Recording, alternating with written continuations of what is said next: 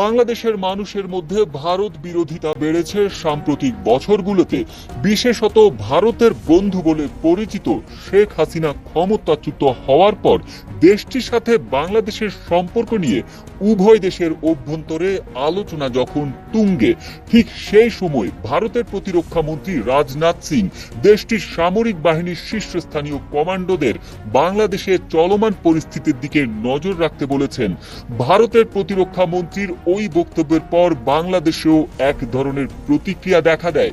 ভারতের সংবাদ মাধ্যমের খবরে বলা হচ্ছে, ওই বক্তব্যে বাংলাদেশের পরিস্থিতি পর্যবেক্ষণের পাশাপাশি রাজনাথ সিং সশস্ত্র বাহিনীকে ভবিষ্যৎ যুদ্ধ মোকাবিলার জন্য তৈরি থাকতে বলেছেন।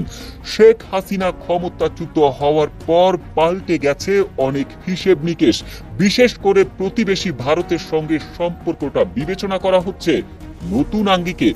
এমন পরিস্থিতিতে বর্তমানে বাংলাদেশের জরুরি ও চিকিৎসা ছাড়া ভিসা কার্যক্রম বন্ধ করেছে ভারত। দুই দেশের মধ্যে যাত্রীবাহী রেল চলাচলও বন্ধ রয়েছে। এদিকে ভারতের সশস্ত্র বাহিনীকে যুদ্ধের জন্য প্রস্তুত থাকতে বলে দেশটির প্রতিরক্ষা মন্ত্রী রাজনাথ সিং যে বক্তব্য দিয়েছেন তাতে অবাক হয়েছেন বাংলাদেশের পররাষ্ট্র উপদেষ্টা মোহাম্মদ তৌহিদ হোসেন। তিনি বলেছেন, আমি যতটা না উদ্বিগ্ন তার চেয়েও বেশি অবাক যে উনি এ ধরনের কথা কেন বললেন। তবে প্রতিবেশী দেশটির গুরুত্বপূর্ণ একজন মন্ত্রীর এমন বক্তব্যকে স্বাভাবিকভাবে নিচ্ছেন না বাংলাদেশের কূটনৈতিক ও নিরাপত্তা বিশ্লেষকরা। তারা বলছেন, এই ধরনের বক্তব্য বাংলাদেশের নিরাপত্তার জন্য উদ্বেগের। Bangladesh Institute of Peace and Security স্টাডিজের সভাপতি ও নিরাপত্তা বিশ্লেষক অবসরপ্রাপ্ত মেজর জেনারেল আনম মুনিরুজ্জামান বলেন, প্রতিরক্ষা মন্ত্রী রাজনাথ সিং উচ্চ পর্যায়ের একটি সভা শেষে এই ঘোষণা দিয়েছেন, যে কারণে বাংলাদেশের এটি নিয়ে অবশ্যই উদ্বেগের কারণ রয়েছে। গণ অভ্যুত্থান পরবর্তী বাংলাদেশের নতুন অন্তর্বর্তীকালীন সরকার গঠন হয়েছে তাও মাত্র 1 মাস হলো।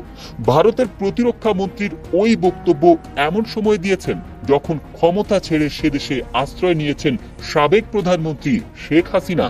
এমন অবস্থায় ভারতের পক্ষ থেকে আসা এই বক্তব্যের প্রভাব নিয়ে বাংলাদেশের মানুষের মধ্যে দুশ্চিন্তা তৈরি হওয়াটাই স্বাভাবিক বলে মনে করছেন বাংলাদেশের কূটনৈতিক বিশ্লেষকরা।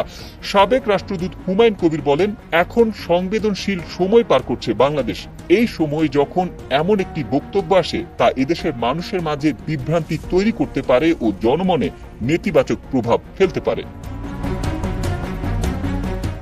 তবে ভারতের নিরাপত্তা বিশ্লেষকদের মত হচ্ছে, এই ধরনের নির্দেশনা খুব সাধারণ একটি বিষয়।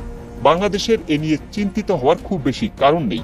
ভারতের South Asia Institute for Defence Studies and অ্যানালাইসিসের রিসার্চ ফেলো স্মৃতি পট্টনায়ক মনে করেন, প্রতিরক্ষা মন্ত্রী রাজনাথ সিং জেনেরিক টার্মে এই কথাটি বলেছেন। বাংলাদেশের পরিস্থিতি যে ভারতকে একটা যুদ্ধ করার জন্য লিড করবে এই সম্ভাবনা আমি কখনোই দেখি না। বাংলাদেশে এখন পরিস্থিতি আস্তে আস্তে ঠান্ডা হচ্ছে। বাংলাদেশে অভ্যুত্থানের পর বিভিন্ন পক্ষ পরিস্থিতিকে বিভিন্নভাবে বিশ্লেষণ করতে পারে। এসব বক্তব্যকে কঠিনভাবে না দেখাই ভালো। তবে বাংলাদেশের কূটনৈতিক ও নিরাপত্তা বিশ্লেষকরা বলছেন, রাজনাথ সিং যে বক্তব্য দিয়েছে সেটি কোনো অভ্যন্তরীণ বা বিচ্ছিন্ন বিষয় হিসেবে দেখার সুযোগ নেই। বিশেষ করে বর্তমানে দুই দেশের মধ্যে সম্পর্কে খানিকটা টানাপোড়েন রয়েছে। এখন আরো উত্তেজনা তৈরি হওয়ার আগে আলোচনার মাধ্যমে পুরো বিষয়টি পরিষ্কার করা উচিত।